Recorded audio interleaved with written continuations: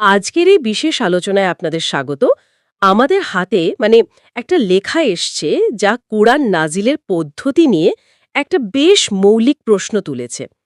প্রশ্নটা হলো, কুরআন কি প্রত্যেক বিশ্বাসের উপর আলাদা আলাদা ভাবে নাজিল হয়েছে, নাকি এটা শুধু একজনের উপর, অর্থাৎ নবী মোহাম্মদ সাল্লাল্লাহু আলাইহি ওয়াসাল্লামের উপর এসছে, কিন্তু এর শিক্ষাটা, এর বার্তাটা সবার জন্য।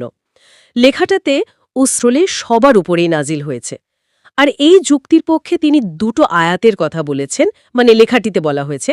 তিনি বলেছেন সূরা আল ইমরান আয়াত ৮৪ আর সূরা আল আম্বিয়া আয়াত ১০। তো আমাদের আজকের আলোচনার উদ্দেশ্য হল এই লেখাটাতে যে যুক্তিগুলো দেওয়া হয়েছে, যে আয়াতগুলোর ব্যাখ্যা করা হয়েছে, উদাহরণগুলো, সেগুলোকে একটু খুঁটিয়ে দেখা। ঠিক কি বলা হচ্ছে আর কিভাবে ব্যাখ্যাটা করা হচ্ছে। আচ্ছা, শুরু করা যাক তাহলে। অবশ্যই, অবশ্যই। দেখুন, কোরআন কিভাবে নাজিল হলো আর এর বার্তাটা আসলে কাদের জন্য, এই ব্যাপারটা বোঝা তো ইসলামের একেবারে গোড়ার বিষয়, খুবই গুরুত্বপূর্ণ। আর বিশেষ করে ওহী কিভাবে এলো, পদ্ধতিটা কি ছিল, আর সেই বার্তার সার্বজনীনতার মধ্যে সম্পর্কটা কি, এটাই মনে হয় এখানকার মূল ফোকাস। হুম। তো লেখাটা শুরুই করেছে সূরা আলে ইমরানের ৮৪ নম্বর আয়াত দিয়ে, যেটা বলা হচ্ছে ওসমান গনি তার যুক্তির পক্ষে এনেছেন। হ্যাঁ, আয়াতটা হলো সূরা আলে ইমরান আয়াত ৮৪। আমি একটু তেলাওয়াত করছি। কুল আমান্না বিল্লাহি ওয়ামা উনজিলা আলাইনা ওয়ামা উনজিলা আলা ইব্রাহিম ওয়া ইসমাঈল ওয়া ইসহাক ওয়া ইয়াকুব ওয়াল আসবাত ওয়ামা উতিয়া মূসা ওয়া ঈসা ওয়ান নাবিয়্যুনা মিন রাব্বিহিম লা নুফাররিকু বাইনা আহাদিন মিনহুম ওয়া নাহনু লাহু মুসলিমুন। আচ্ছা, এই আয়াতের একটা প্রচলিত বাংলা অর্থ দেওয়া হয়েছে।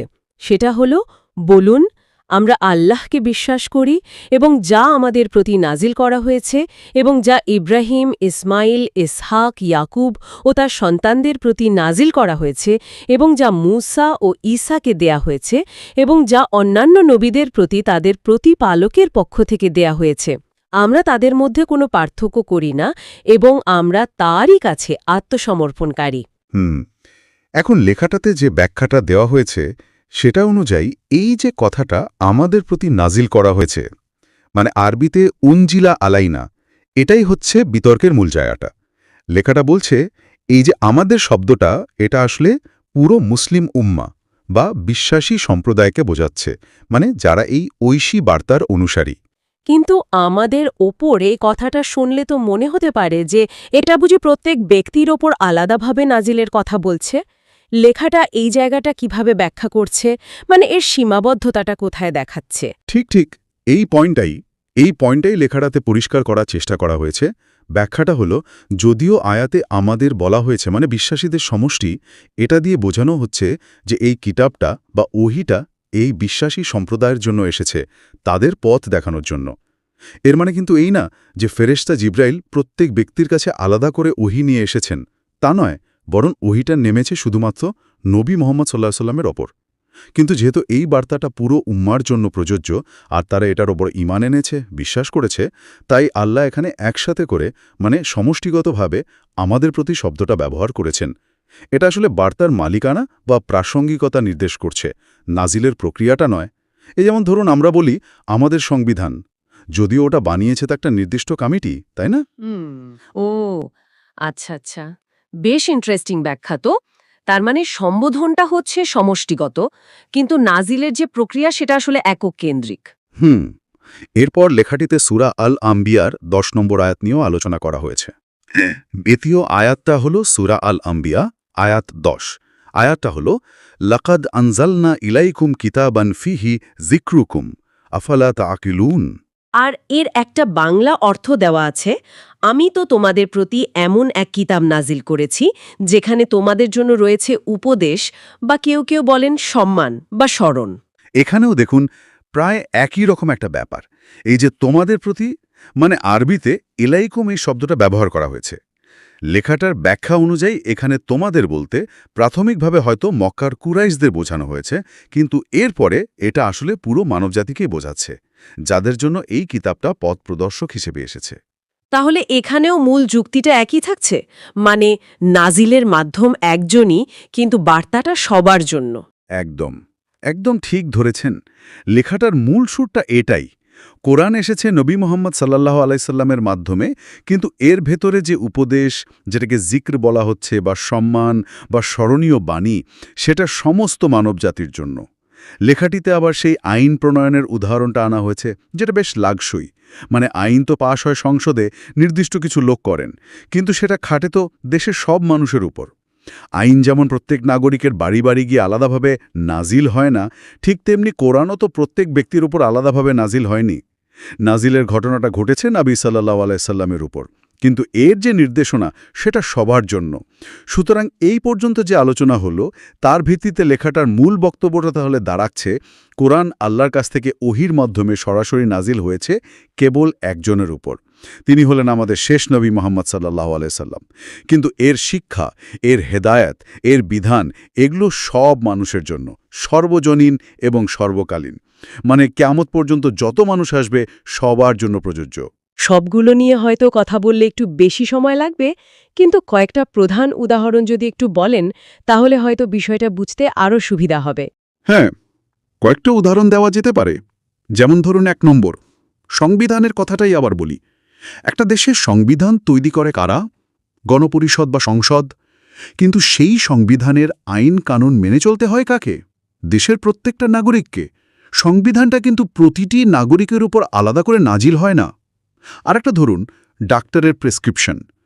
ডাক্তার যখন প্রেসক্রিপশন লেখেন, তখন তো একজন নির্দিষ্ট রোগীর জন্যই লেখেন। কিন্তু ওই প্রেসক্রিপশনের লেখা কোনো ওষুধ বা নিয়ম যদি অন্য কোনো রোগীর একই ধরনের অসুখের জন্য কাজে লাগে, তখন তো সেটা ব্যবহার করা যেতে পারে, তাই না? মানে প্রেসক্রিপশনটা একজনের জন্য হলেও এর জ্ঞানটা বা উপকারটা অন্যদেরও লাগতে পারে। বা ধরুন একটা বাড়ির নকশা, ব্লুপ্রিন্ট। একটা বড় বিল্ডিং বা ধরুন একটা সেতুর নকশা, এটা তৈরি করেন কে? একজন স্থপতি বা ইঞ্জিনিয়ার। কিন্তু সেই নকশা দেখে কাজ করে কারা? রাজমিস্ত্রি, শ্রমিক, ফোরম্যান, অনেকেই। নকশাটা একজনের কাছে থাকলেও সেটার উপর ভিত্তি করে পুরো দলটা কাজ করে। হ্যাঁ, এই উদাহরণগুলো আসলেই বুঝতে সাহায্য করছে যে কিভাবে একটা গাইডলাইন বা একটা বার্তা একজনের মাধ্যমে আসলেও সেটা একটা বিশাল জনগোষ্ঠীর জন্য কার্যকরী আর প্রাসঙ্গিক হতে পারে। মানে উৎসটা হয়তো এক, কিন্তু এর প্রভাব বা যারা উপকার পাচ্ছে তারা অনেক। আচ্ছা, লেখাটিতে তো এই মূল যুক্তির পক্ষে কোরআনের আরও 2টো আয়াতের কথা বলা হয়েছে। সেই আয়াতগুলো কিভাবে এই বক্তব্যটাকে আরও জোরদার করছে? হ্যাঁ, 2টো আয়াতের কথা বলা হয়েছে। প্রথমটা হলো সূরা আন-নাহল, আয়াত 44।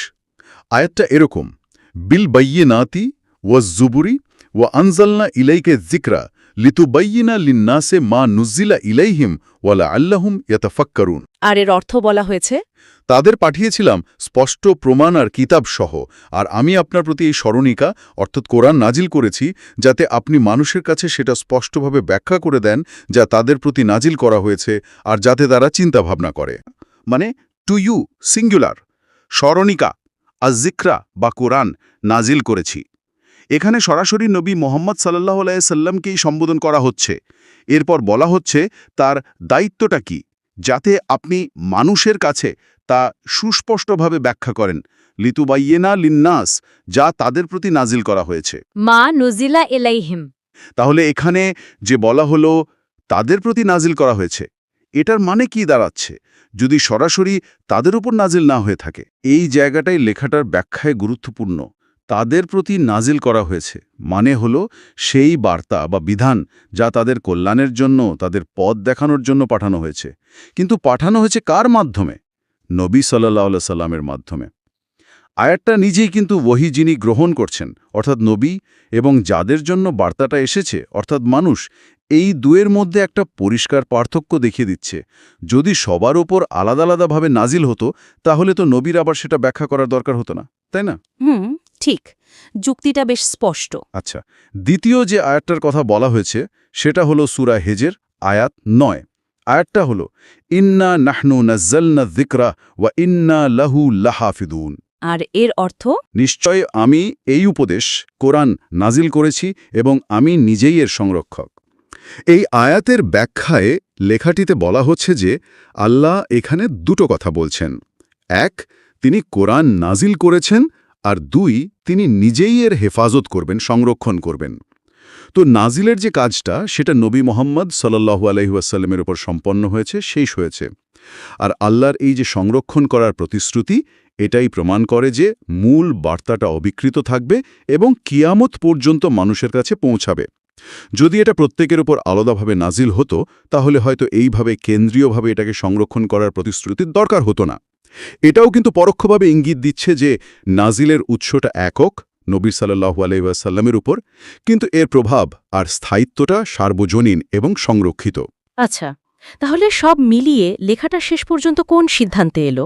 মানে উসমান গনির যে যুক্তিটার কথা শুরুতে বলা হয়েছিল, সেই বিষয়ে তাদের ফাইনাল কথাটা কি? হ্যাঁ, লেখাটার উপসংহারটা বেশ পরিষ্কার।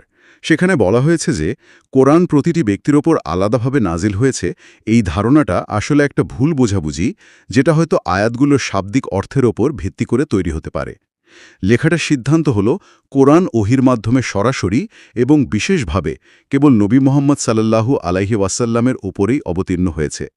তবে সবচেয়ে গুরুত্বপূর্ণ যে বিষয়টা তারা জোর দিয়ে বলেছে, যদিও অবতরণটা একজনের ওপর হয়েছে, এর যে শিক্ষা, বিধান, উপদেশ, হেদায়েত, এগুলো সমস্ত মানুষের জন্য, সমস্ত যুগের জন্য সমানভাবে প্রযোজ্য আর প্রাসঙ্গিক। এটা কোনো নির্দিষ্ট ব্যক্তি বা কাল বা গণ্ডির মধ্যে সীমাবদ্ধ নয়। কোরআনের এই যে সার্বজনীনতা, এটাই এর একটা অলৌকিক দিক। অবতরণটা এককেন্দ্রিক, কিন্তু এর আবেদন আর কার্যকারিতা সেটা বিশ্বজনীন ও চিরন্তন। তাহলে এই পুরো আলোচনা থেকে মূল বিষয়টা যা আমরা পেলাম, এই রেখাটি বেশ জোরালোভাবেই বলছে যে কোরআনের অবতরণ ঘটেছে নির্দিষ্ট একজনের ওপর, অর্থাৎ নবী মোহাম্মদ সাল্লাল্লাহু আলাইহি সাল্লামের ওপর। কিন্তু এর বার্তাটা সার্বজনীন, মানে সমগ্র মানবজাতির জন্য। পার্থক্যটা হল অবতরণের মাধ্যম আর বার্তার লক্ষ্যবস্তুর মধ্যে। একদম তাই।